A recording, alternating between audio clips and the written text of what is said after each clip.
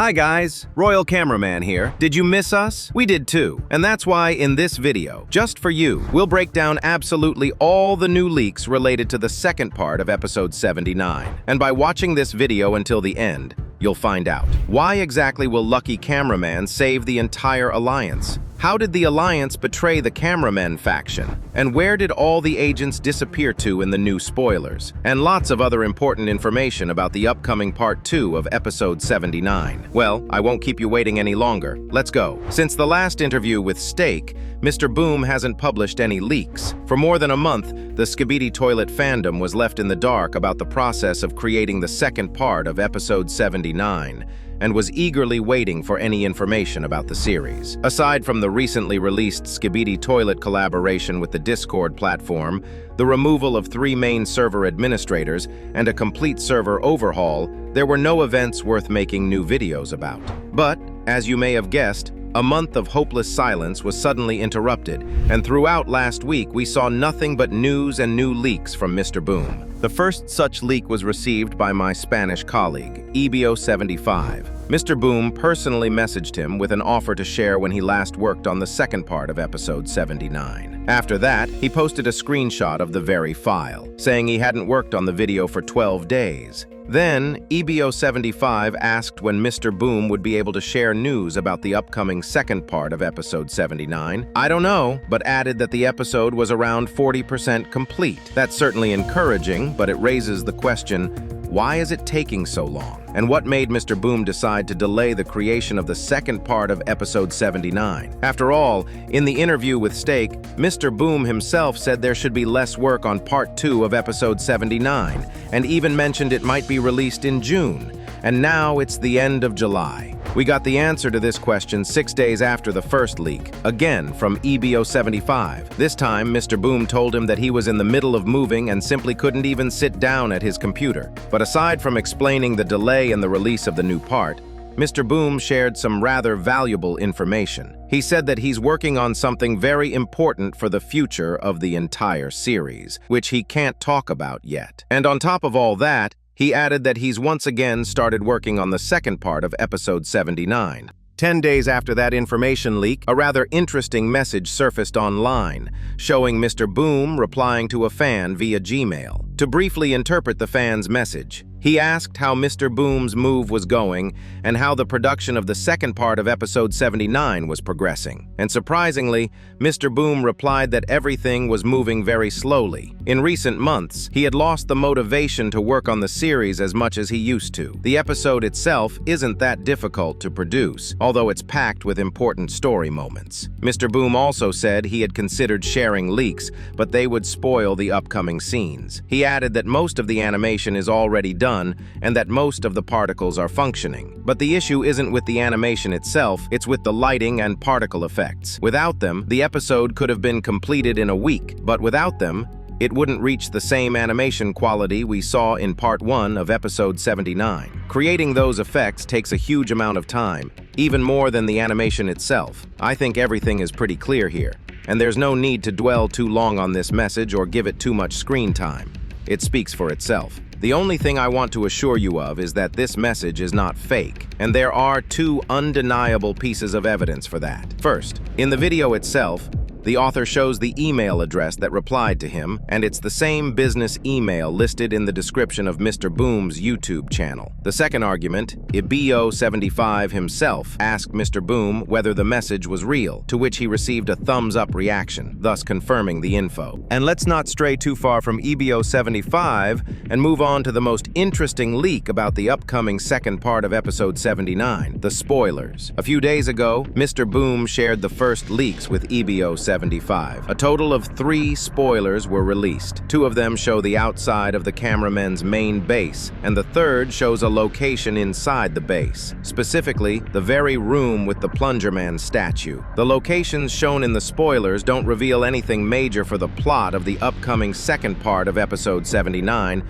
but all 3 spoilers have one seemingly minor, yet very important detail in common. There are no dead agents in any of them.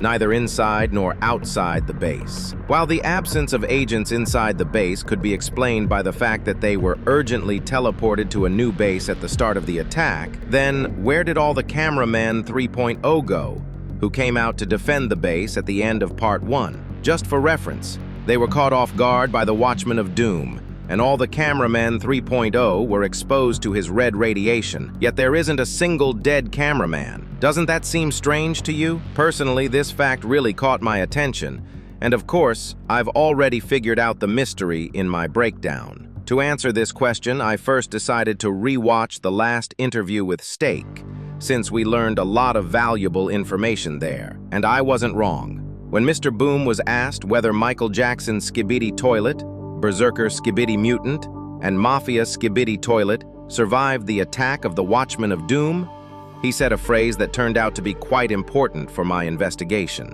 I noticed there's something people miss out when predicting on what happens in part, and I'm 95% sure that the absence of cameramen corpses in the recent spoilers is directly related to that very detail. To uncover this mystery, let's go back to the first part of episode 79. Specifically to the second-to-last scene of the video, where POV Speakerman tries to talk the Cameraman army, led by Plunger Woman, out of attacking, but they deliberately ignore him. Even during my first breakdown of Part 1 of Episode 79, this scene bothered me, but after a closer look, I noticed that none of the cameramen in that army had shadows, neither Plunger Woman nor the other members of the Cameramen force. This can't be just a rendering bug, since Detective Cameraman and other characters at the beginning of Episode 79 did have shadows. And what if I told you that there was no real Cameraman army at the end of Part 1 of Episode 79, and that what we saw defending the base were actually holograms created by a secret agent? I get it. This theory sounds insane, but it actually makes a lot of sense. Besides the already mentioned lack of shadows for the Cameraman 3.0 in Part 1, there are plenty of other arguments supporting this idea. One of them is the behavior of the agents. Right before the Watchmen of Doom's radiation wave, we clearly see that most of the agents didn't even try to attack him. They just stood still, which is highly unusual for cameramen who usually fight using mobility and dodging. The second argument in favor of this theory is how the agents intentionally ignored POV Speakerman, walking straight to their certain death against the Titan. Let's also not forget that the full force of the Cameraman army was crushed in Episode 77, and they couldn't have fully recovered in such a short period of time. But why would the secret agent help the Alliance? The answer to this question has been gradually revealed over the course of the series. It all started with a bonus scene in Season 23. In it, the secret agent tells POV Lucky Cameraman to return to his place and continue his plan, after which a special agent squad finds him and sends him for treatment at the base. Then, in the bonus scene of Season 24, we see that Lucky Cameraman has recovered but is immediately arrested by Detective Cameraman for interrogation in order to obtain information related to his technology, the Master Key. In the bonus scene of Season 25, we witness the interrogation process, during which footage from Lucky Cameraman's camera is displayed, including a fake version of the bonus scene from Season 2. That scene was deliberately staged, and two undeniable facts point to that. First, the footage shown on the laptop doesn't match the actual scene from Season 22, and second, during the original bonus scene in Season 22, there was a data transmission error. Even during my first viewing, I realized that Lucky Cameraman was trying to show the other cameramen that the secret agent is actually an ally to the Alliance and not a threat. That's the whole point of the secret agent's plan, to present himself as an ally to the Alliance. But in order to unite with the Alliance, he had to prove his willingness to help, and that's where the events of Episode 79 come into play. Let me remind you that the interrogation of Lucky Cameraman took place at the main cameraman base in New Zealand, the same one attacked by the Astro Toilets in the latest episode. An emergency situation arose. Astro Toilets attacked the main base, and if no one held them off, the Alliance wouldn't be able to evacuate to the new base in time. But the Cameraman 3.0 army had already been crushed in Episode 77, and there were no Titans left. That's when Lucky Cameraman stepped in, offering the Alliance his help in holding back the Watchmen of Doom while they evacuated. By creating fake agents, the Alliance avoided massive casualties and managed to escape. Still not enough evidence? Then let's move on to the most interesting part. Very recently, Mr. Boom once again replied to a fan's email via Gmail. I should say right away, Mr. Boom confirmed that the message is real, so the information is legit. To summarize, the fan asked what exactly Mr. Boom wanted to express through the characters Plungerman and Plungerwoman, and received a detailed response. I won't read the full question here so as not to drag out the video, but in short, Plungerman was not originally intended to be a fatalist and was meant to be a comedic character. But after seeing how the fandom admired him, Mr. Boom delved deeper into his story and decided to develop him more. The character of Plungerwoman was heavily influenced by Plungerman's death in episode 70, which is why Mr. Boom renamed Camerawoman to Plungerwoman, showing that she had adopted Plungerman's ideology. But the most interesting part comes at the end of the second paragraph of Mr. Boom's reply, where he writes, "Hilariously, they also haven't done comprehensive analysis of Australia and New Zealand. Secret agent helped them to stay unseen long enough." That means Mr. Boom himself confirmed that the secret agent had been helping the cameramen stay unnoticed for quite some time. But how could he help them if he wasn't at the base? Exactly, through Lucky Cameraman. And I believe that during the Astro Toilet's attack on the Alliance's main base, the secret agent couldn't just sit by and do nothing. He allowed Lucky Cameraman to activate the illusions, delaying the Watchmen of Doom.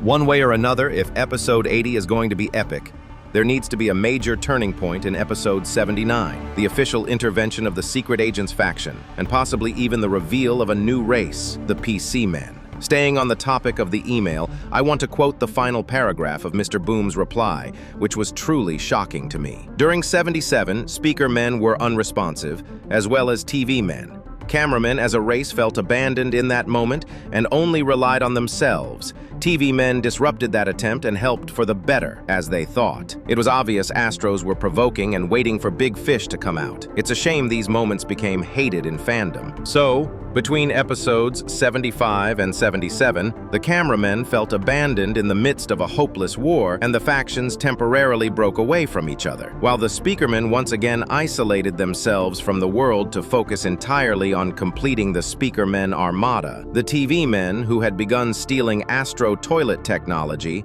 left the cameramen and skibbity toilets to die. This caused a lot of tension among the cameramen and made them feel completely forsaken, which is why in episode 77 they took such a desperate step to send out their Cameraman 3.0 army, believing they were the only ones left to defend the entire planet. Overall, I don't have much else to discuss except for one final thing I'd like to mention: the fourth spoiler, which surprisingly was also sent to my Spanish colleague EBO75. In it, we most likely see the beginning of the second part of episode 79, where the camera strider makes a desperate attempt to attack the Duchess Astro Toilet from behind. This frame is quite revealing, as there have been ongoing debates in the Skibbity Toilet fandom about whose point of view the second part of episode 79 will start from. The issue is that there's simply no obvious character to follow. The chest camera of POV Speakerman was destroyed. Speakerman himself is unable to transmit a picture, and the Cameramen 3.0 are on the brink of death. Because of this, there were theories in the fandom that the second part would not begin in the episode 79 location, but rather in a different one. For example, the episode 78 setting, where we might see the Speaker Armada warning about the base attack and teleporting in to help. But with the release of this frame, it's now clear that the episode will continue right in the episode 79 location. That's probably it for now. Thanks to everyone who watched this video till the end. If you'd like to see more content like this, let us know. Drop a like on this video and share your thoughts in the comments. Also, I recommend checking out Mr. Boom's official store, where you can find all the merch based on the Skibbity Toilet series. You can find the link in the description. Stay tuned.